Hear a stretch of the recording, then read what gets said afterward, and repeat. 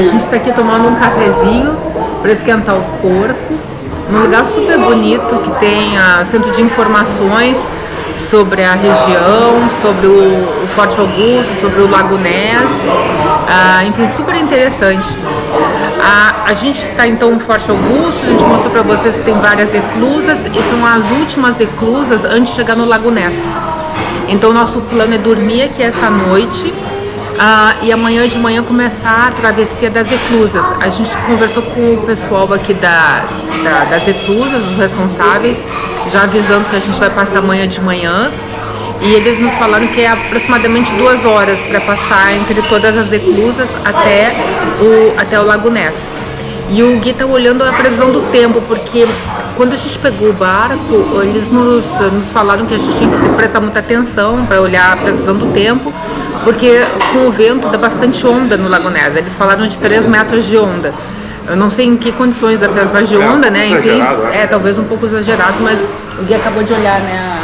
Eu olhei a previsão. Hoje tá bem ventoso, mas segundo a previsão aqui, amanhã o vento deve acalmar, e o que é bom, né?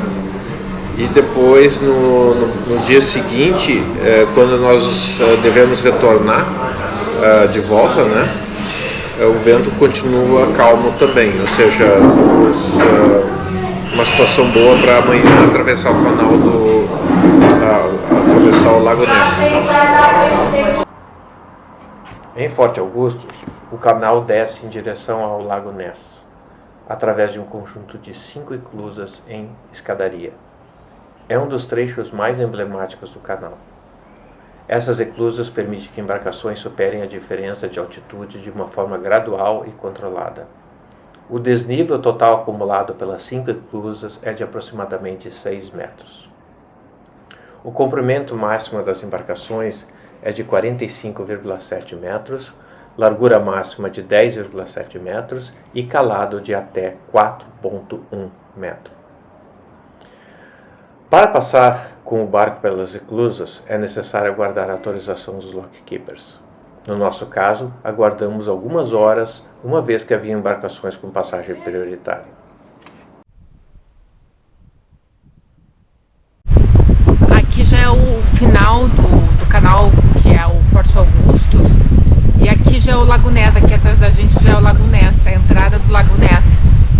A gente estava vindo aqui para procurar um restaurante, que a gente viu que aqui bem na ponta, e daí a gente ficou enriquecido com essa paisagem aqui, e essa vista do Lago Ness de cima aqui, porque é uma região elevada, então aqui a gente está admirando os arredores.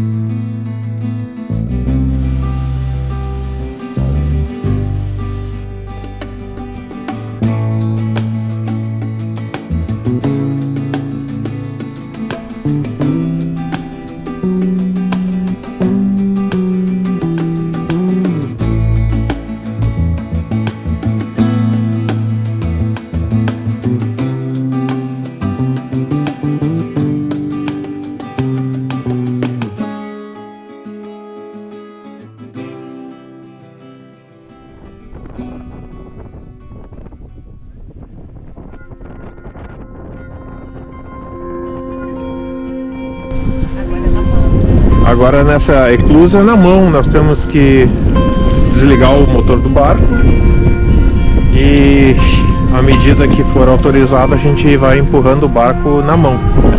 Fora isso, a gente teve que botar o colete salva-vida.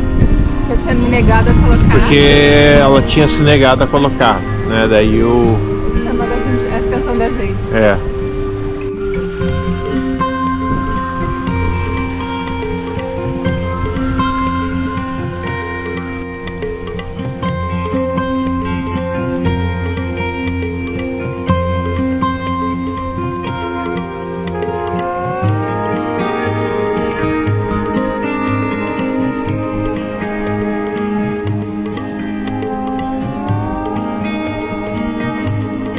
minutos.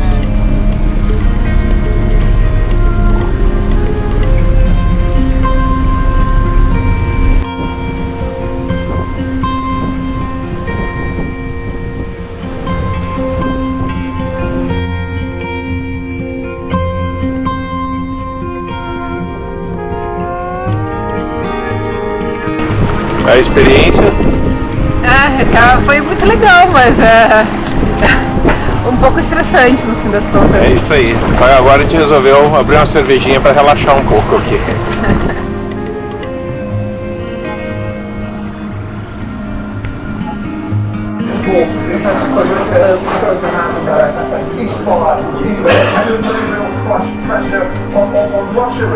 Olha aí, ó.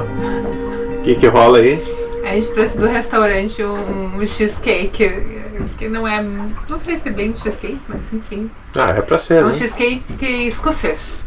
Olha só. Manhã cedo aqui, estamos preparando para sair. Tudo calmo, tudo quieto. Aqui na cozinha um chimarrãozinho que está preparado.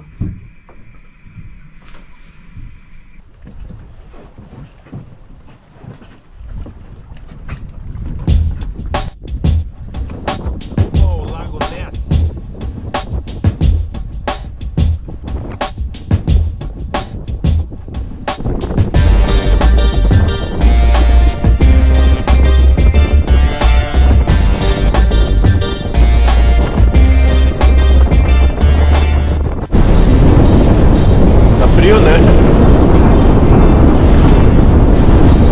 Estamos aí, Lago Ness.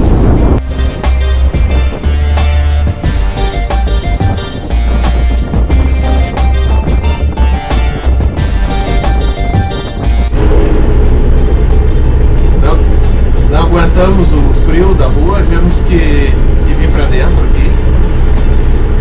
Mas tudo certo.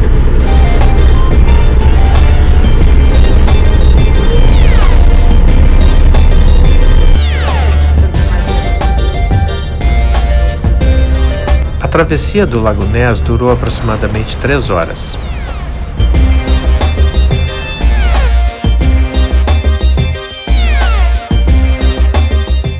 O Lago Ness faz parte do Canal da Caledônia. Ele comunica Forte Augustus com Inverness.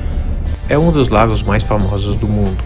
Sua fama deve-se principalmente à lenda do monstro do Lago Ness, a Nessie, que comentaremos mais tarde.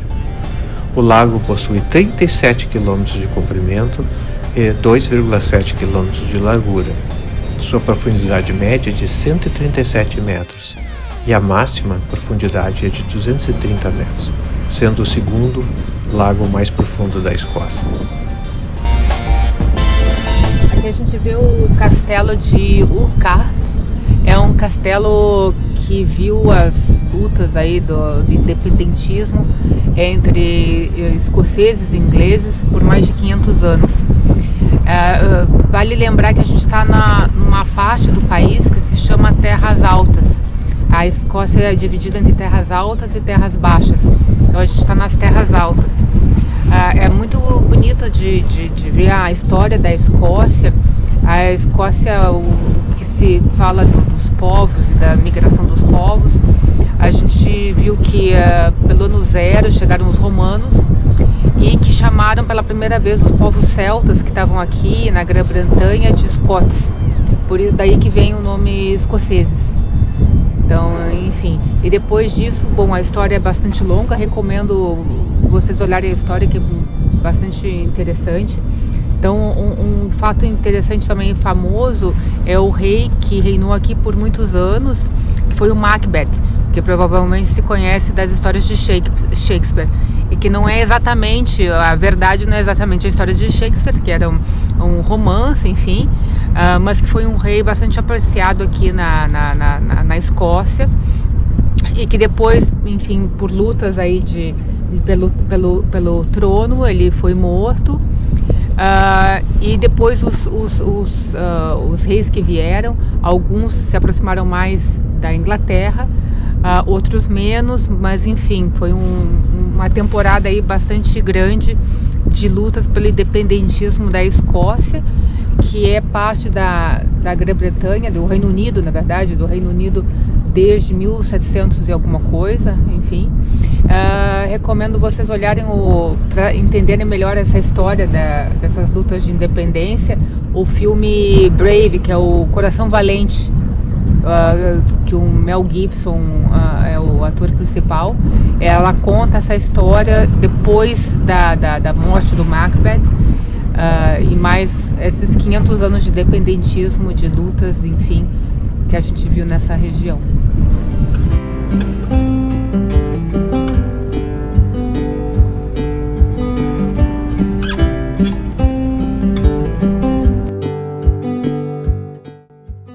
Fizemos uma parada no porto de Drumnadrochit, onde fica a estação de salvamento do Lago Ness. Deixamos o barco no porto e fomos caminhando até a cidadezinha mais próxima, curtindo a paisagem do local e todas as atrações turísticas da região.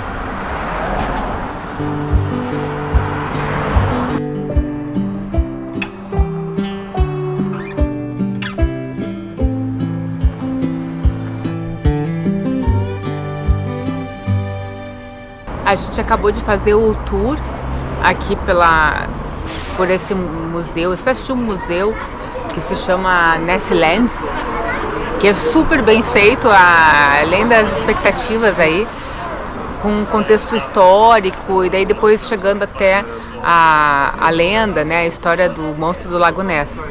É super interessante porque tinha várias partes que a gente não sabia. Primeiro que as primeiras histórias datam aí de centenas de anos atrás. E mais recentemente, que foi a história que ficou conhecida, é lá pela década de 30, quando a gerente desse lugar, que era um hotel, na verdade o hotel da cidade, ela, uma pessoa super respeitada na cidade, enfim, ela viu um movimento, viu um monstro no lago e chegou no hotel contando.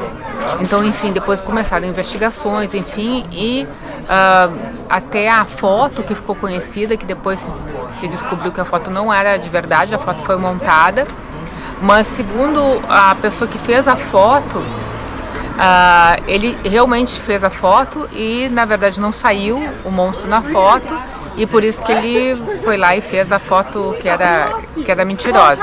Bom, enfim, depois disso tiveram várias pessoas que avistaram esse movimento, avistaram o monstro.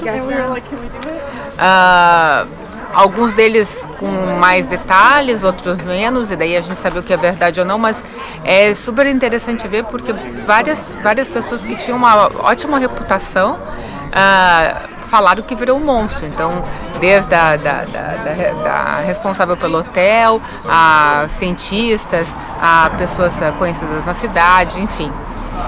No final do passeio é super interessante porque eles fazem um quiz, né, para perguntar o que a gente acha, se é verdade, se é fake, se é só imaginação, enfim. E depois a gente vota e no final eles mostram a média das votações.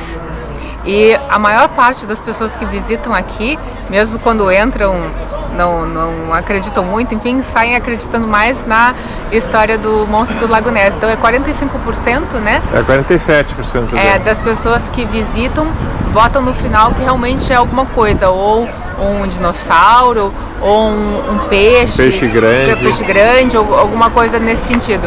É bem legal.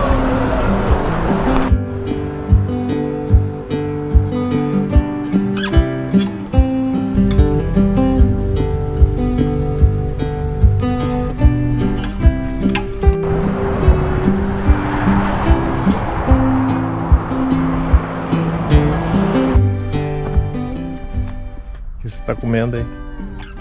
Framboesa.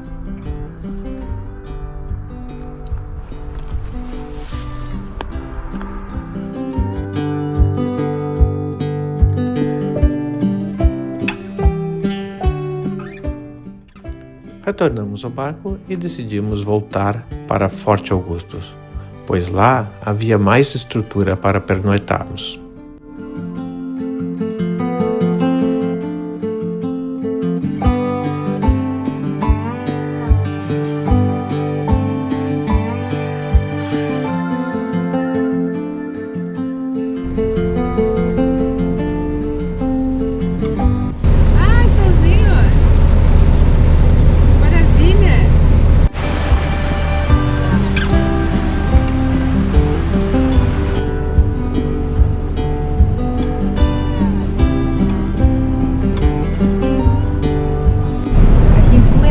né? Tem dois. Tem dois, eu não tinha visto. Olha lá. Dois caças passando um do lado do outro.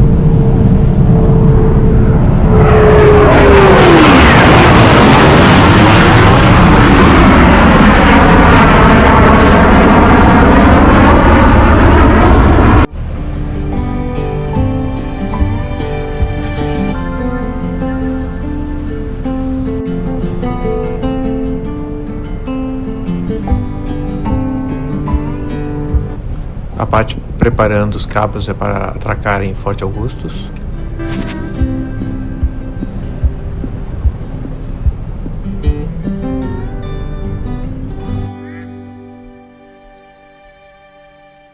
Depois de devidamente atracadas, agora é só curtir por mais um dia Forte Augustus.